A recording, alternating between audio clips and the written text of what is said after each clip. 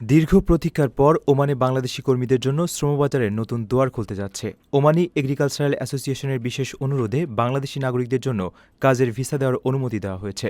তবে এই সুযোগ ঢালাওভাবে সবার জন্য নয়। কেবল কৃষক পেশায় যারা যেতে আগ্রহী তারাই শুধুমাত্র এই ভিসার আওতায় পড়বেন।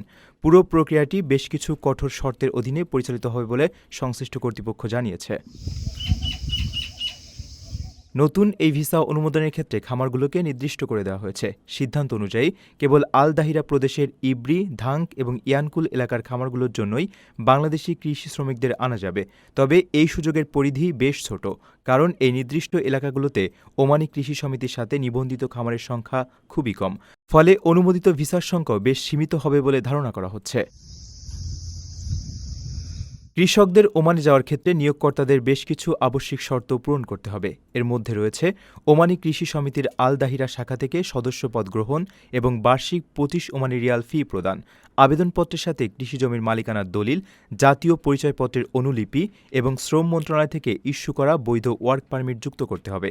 পাশাপাশি 2026-27 মৌসুমের জন্য ফসল ও কৃষি এলাকার বিবরণ উল্লেখ করে একটি কৃষি ক্যালেন্ডার ফর্ম পূরণ করাও বাধ্যতামূলক।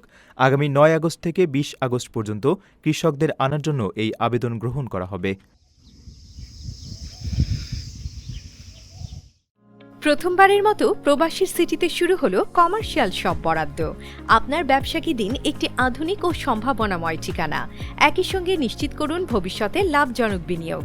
সীমিত সংখ্যক কমার্শিয়াল স্পেস এখন বুকিং চলছে। স্ক্রিনে প্রদর্শিত নাম্বারে আজই যোগাযোগ করুন এবং আপনার পছন্দের শপটি বুকিং নিশ্চিত করুন। স্পেস সীমিত, তাই দেরি নয়, আজই বুকিং করুন।